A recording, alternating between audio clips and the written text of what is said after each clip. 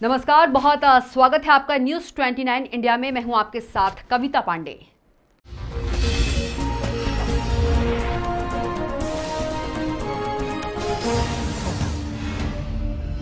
Corona संकट काल के बीच प्रस्तावित मॉडल एक्ट में संशोधन की मांग को लेकर मंडी कर्मचारियों ने अब सत्याग्रह करने का निर्णय लिया है। प्रदेश भर के मंडी कर्मचारियों ने सरकार को चेतावनी देते हुए कल तक संशोधन नहीं होने की स्थिति में सत्याग्रह करने का निर्णय लिया है। मालूम हो कि संयुक्त संघर्ष मोर्चा मध्य प्रदेश मंडी बोर्ड के बैनर तले सभी कर्मचारी 7 सूत्रीय मांगों को लेकर बीते कई दिनों से ज्ञापन सौंपकर मॉडल एक्ट में संशोधन की ओर सरकार का ध्यान आकर्षित करवा रहे हैं, मगर उनकी सुनवाई नहीं हो रही है, जिससे वह आहत हो गए हैं। मंगलवार को राजधानी भोपाल में मीडिया से रूबरू होते हुए प्रांतीय अध्यक्ष अंगिरा प्रसाद पांडे, किसान नेता शिव कुमार कक्का जी ने कहा कि मई 2020 से अगस्त तक विभिन्न पत्रों के माध्यम से सरकार के सामने उन्होंने अपनी मांगों को रखा है, मगर उनकी 7 सूत्रीय मांगों को लेकर सरकार ने अभी तक कोई निर्णय नहीं लिया है। अंगिरा प्रसाद पांडे ने कहा कि अनेक विसंगतियां मॉडल एक्ट में रखी गई है। उपरोक्त एक्ट में कर्मचारी संघ की सहभागिता और प्रभावित वर्ग की अनुशंसा इत्यादि नहीं ली।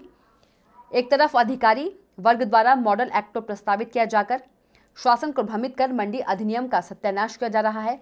उन्होंने सरकार को चेतावनी देते हुए कहा कि कल शाम तक संशोधन नहीं होने की स्थिति में सभी कर्मचारी सामूहिक सत्याग्रह करेंगे, जिससे प्रदेश की करीब 259 मंडी, 298 उपमंडी सहित ही 7 आंचलिक कार्यालय और 13 तकनीकी संभाग प्रभावित होंगे। Bureau report, news 29 India. केंद्र सरकार ने जो निर्णय लिया, 3 अध्यादेश जारी किए। 3 अध्यादेश में जो पहला अध्यादेश है उनका जो बहुत लंबा चौड़ा है, पर एक देश एक मार्केट के नाम से उन्होंने। दूसरा 1955 में आवश्यक वस्तु अधिनियम के तहत एक एक्ट बनाया गया था, जिसके तहत व्यापारी जमाखोरी नहीं कर सकते थे गोडाउनों में। तीसरा कॉन्ट्रैक्ट फार्मिंग। ये तीनों अध्यादेश किसान को पूरी तरीके से बर्बाद और समाप्त कर देंगे। किसान नाम का चीज देश में बचेगी, बचने वाली नहीं है। अब एक देश और एक कानून।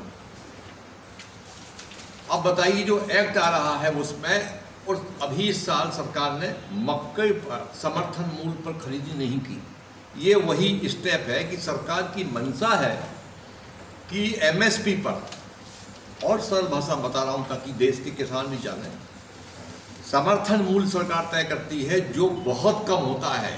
वो ऐसा होता है कि केवल किसान कर्ज में 2 रोटी खा सकता है। उस समर्थन मूल्य पर भी वो समाप्त करने जा रही है, और समर्थन मूल्य को समाप्त करने के लिए ये जो कानून अध्यादेश लेके आए। इस अध्यादेश में एक वो काला कानून है कि आप किसान व्यापारी धोखाधड़ी करता है तो आप व्यापारी के खिलाफ एसडीएम कोर्ट में जाएंगे। एसडीएम कोर्ट के में तय नहीं हो पाता है या जो भी फैसला हो तो आप अपील करेंगे कलेक्टर कोर्ट में, पर न्यायालय में आप नहीं जा सकते। वही लैंड बिल में भी है कि आपकी जमीन को औने पौने दाम में हम अधिकृत करेंगे, मगर आपको न्यायालय में जाने की अनुमति नहीं है। ये लैंड बिल भी लेके आए थे, मोदी जी लेके आए थे। वो 20 राज्यों में लागू है देश के, जहाँ जहाँ भाजपा की सरकारें थी उन्होंने इसको बैकडोर से लागू करवा दिया है। बाकी राज्यों में कांग्रेस की अन्य सरकारें थी, उन्होंने इस कानून को लागू नहीं किया। वैसे भी कृषि जो है भारत के संविधान में राज्य का विषय है, तो केंद्र सरकार की इसमें हस्तक्षेप एक सीमा में होना चाहिए, जबकि केंद्र सरकार का सबसे ज़्यादा हस्तक्षेप है, संविधान के बाहर काम कर रहे हैं।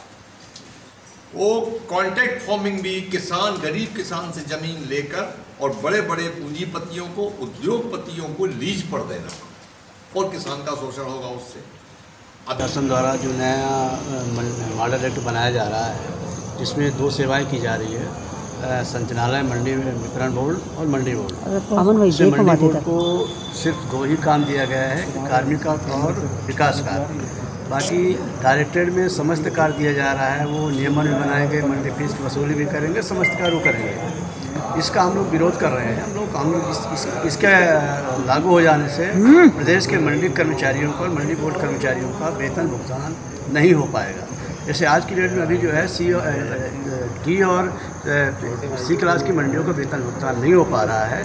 करीब 170 मंडियाँ हैं। अभी स्थिति ये निर्मित हो रही है।